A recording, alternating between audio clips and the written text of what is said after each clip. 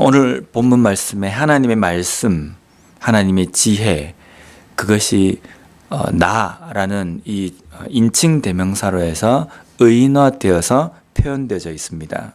이 부분을 어떤 신학자는 말씀, 하나님의 말씀이 나라고 되어 있고 또 창조하는 그 시기에 하나님과 함께 있었다라는 이 말 때문에 이것이 예수 그리스도를 지칭한다라고 이야기하는데 조금 그 해석은 무리입니다. 오늘 이 말씀은 하나님의 말씀 지혜, 그것을 의인화해서 말씀이 나인 것처럼 이렇게 표현되어진 그 내용입니다. 하나님께서는 천지 만물을 창조하실 때 말씀으로 창조하셨습니다. 이렇게 있으라 라고 했을 때 있어졌고, 또 있고 난 다음에 하나님께서 그걸 보시며 기뻐하셨습니다. 하나님의 말씀은 하나님께서 하시는 것이기 때문에 영원하신 하나님께서 말씀하신 그 말씀도 하나님의 영원하심처럼 영원전부터 있었다는 겁니다. 하나님의 말씀이 창조되는 그 시기부터 계신 것이 아니라 하나님은 창조되기 이전부터 존재하신 분이시기 때문에 하나님께서 말씀하신 그 말씀도 또한 하나님께서 존재하시는 것처럼 영원전부터 있었다라는 겁니다. 세상의 과학이나 이론은 시간이 지나면서 변화가 됩니다. 더 나은 이론이나 더 나은 가설들이 생기면 이전에 있었던 가설이나 이론들은 무너지고 새로운 가설과 새로운 이론들이 인정이 됩니다. 우리가 가끔 미국에서 보면 그 박물관이나 과거의 역사에 대해서 이렇게 기록하는 글이나 아니면 그림들을 좀 보게 되는데요. 한 100년 전에 있었던 그 일들을 찍어 놓은 사진들을 제가 종종 본 적이 있습니다. 제가 그걸 가만히 보면서 무슨 생각을 하냐면요. 100년 전에 저렇게 살 때 지금 우리가 볼 때는 어떻게 저렇게 살았을까? 마차를 타고 다니고 말을 타고 다니고 또 사람들의 삶도 좀 지금보다는 좀 다르지 않습니까? 그걸 보면서 그 사람들은 그 당시에 살 때는 이것이 참 발전된 세상이다라고 살았을 것이라는 생각이 듭니다. 전등도 없지만 등불을 켜고 살면서도 이것이 참 발전한 세상이다. 여기서 더 이상 발전할 수 있을까라고 생각했지만 지금 현재 100년이 지난 지금에 보면은 삶이 완전히 달라졌습니다. 그 이전하고는 완전히 다른 삶을 보면서 과거에 발전되었다고 생각했던 과학 문명도 지금은 더 발전이 된 겁니다. 오늘 2018년을 살아가는 우리의 삶 속에서 보면 이것보다 더 나중에 발전할 수 있을까 이런 생각이 듭니다.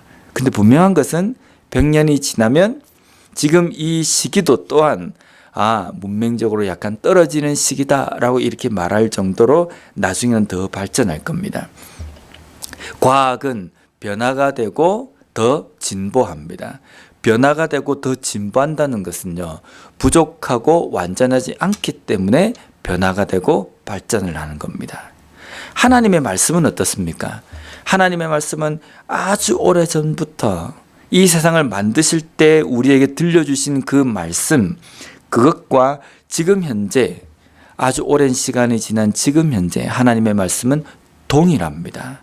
시간이 지나면서 말씀이 좀 더 개정화가 되고 말씀이 좀 더 발전이 되고 말씀이 뭔가 좀 더 첨부가 되고 첨가가 된 것이 아니라 과거에 하나님께서 선포되어진 그 말씀이 쭉 이어졌다는 겁니다.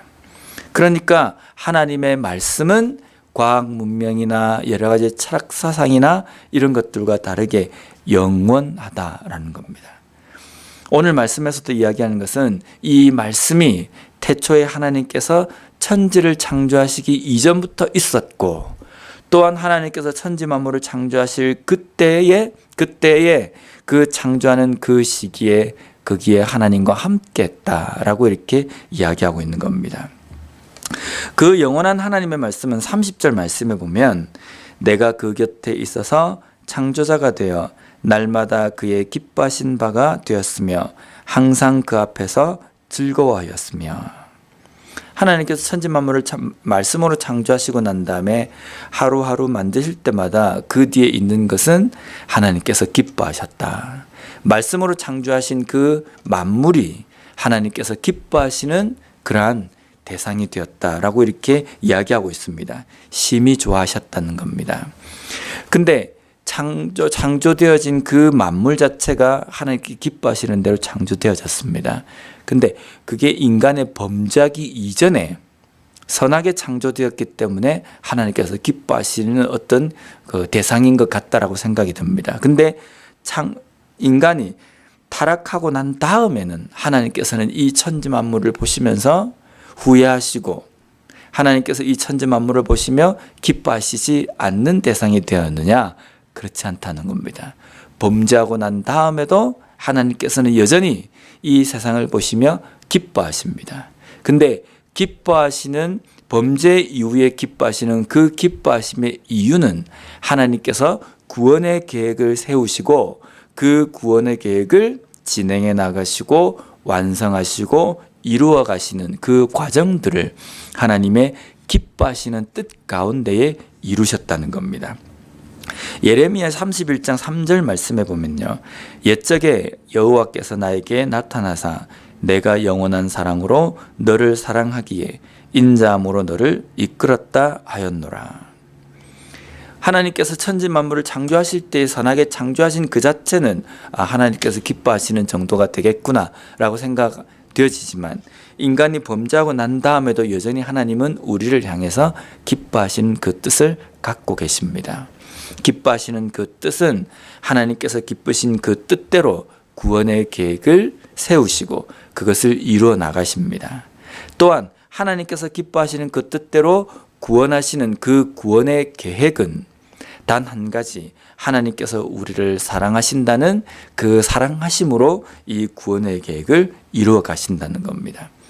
하나님의 말씀은 영원하고 불변하고 변함이 없기 때문에 하나님께서 기뻐하시는 그 뜻대로 이루시는 그 계획이 아브라함에게 약속하신 예수님이 오시기 전에 약 2000여 년 전에 아브라함에게 약속하시고 2000년 동안 그 구원의 계획을 꾹 신실하게 이끄시고 난 다음에 예수 그리스도를 통해서 구원을 이루셨습니다.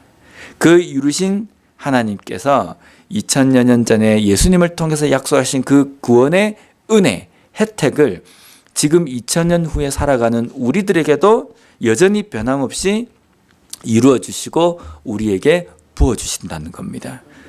그 신실하신 하나님, 그 신실하신 하나님께서 하신 그 말씀, 그것이 완전하고 변함이 없기 때문에 지금 현재 신실하신 그 하나님께서 주시는 은혜를 우리가 누리고 있는 겁니다.